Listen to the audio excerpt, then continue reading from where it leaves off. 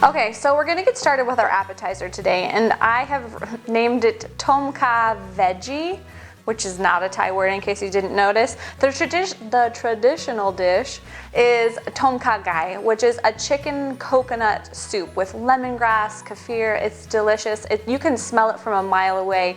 It just smells heavenly. But because it's the appetizer for our kind of 3-course Thai dish, I cut out the chicken and the chicken broth and those kind of things because we don't need meat with our appetizers, dinner, and dessert. So you can easily turn this dish into a main course in like a second by adding chicken broth and some either cooked or uncooked chicken to the recipe, and it'll be a meal all unto itself, which is usually how it's enjoyed. So for this recipe, we are going to practice some of our awesome knife skills. I've already washed these peppers. I don't scrub and decontaminate all of my fruits and veggies. I like to use a little bit of a Castile soap to just get the listeria and stuff off of them. But I do want them to be a little clean, but not like sanitized, because a part of the benefit of eating fresh fruits and vegetables is that you're getting all of these good, microbes from the soil and the earth, and all of the soil and the earth, that's the same thing. So we have our peppers. We only need half of each for this recipe. I designed this 3-part series so that you will have as little leftover food prep things as possible. So half of each of these guys is going to be saved for the garlicky chicken, so you're welcome. And then for these, we're just gonna do a slice. Pretty small. We want it to cook pretty quickly from start to finish. Usually this takes me about 8 minutes. On the stove, it really only needs 5 to 7 minutes, and I cut pretty quickly, which you're not gonna get to see today because I don't wanna cut my hand off. I prep pretty fast.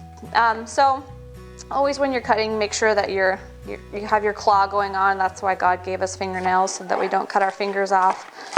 And we'll get these into nice little thin slices. The more even they are, the more evenly they'll cook, which is nice, so that you don't have some that are too mushy and then some that are crunchy still, al dente. Okay, so we've got our peppers all diced up here, ready for our tom kha veggie. And the next thing we're gonna do is we're gonna chop up our lemongrass. Now, I grow lemongrass every summer. It's really easy to grow. It's kind of like a weed.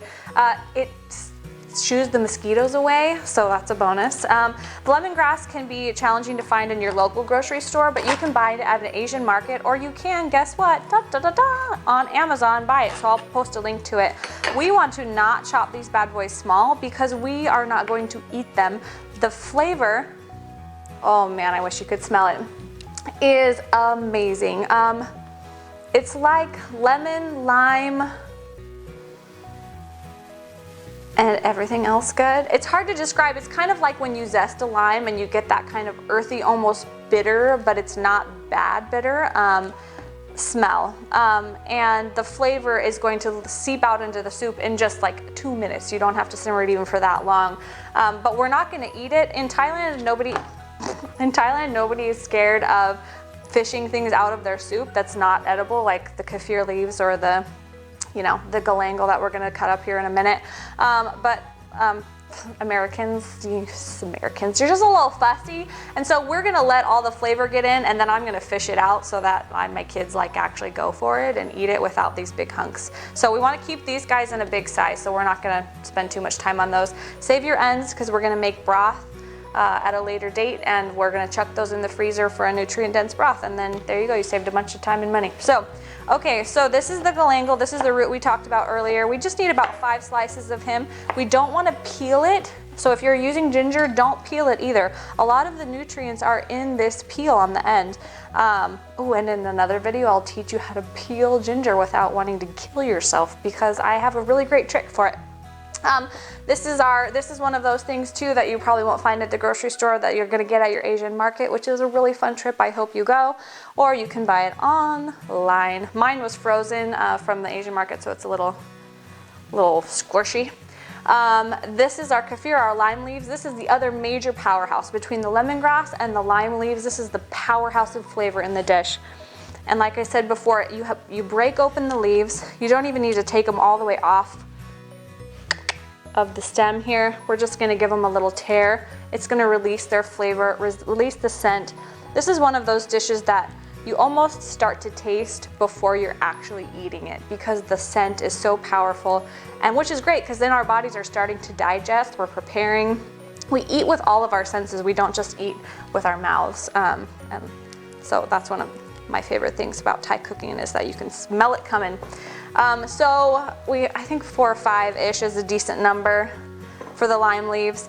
These are easily found at the Asian grocer or online. You can buy them fresh or frozen. I buy them fresh and then I freeze them for when I need them next. The same with the lemongrass. Easy to save for the next section.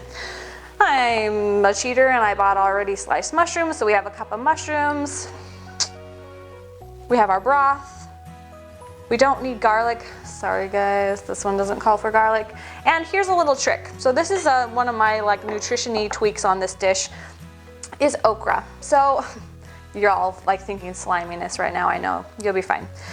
So okra is one of those things that obviously the slime part of it creates, it enhances healthy mucosa in our gut, and it creates a protective lining. So people with ulcers or digestive distress, all of those kind of health concerns that come from this root of health, which is our gut, would really benefit from just chucking in some okra into this dish. It's gonna it's not going to create a slime or a gel in the soup, but you're going to get that healing mucosa as you eat it. So this is one of the functional kind of nutrition-y parts of this dish. You could easily chuck in any kind of veggies you want into this. Get creative. Color and texture is what we're looking for to increase our health and wellness.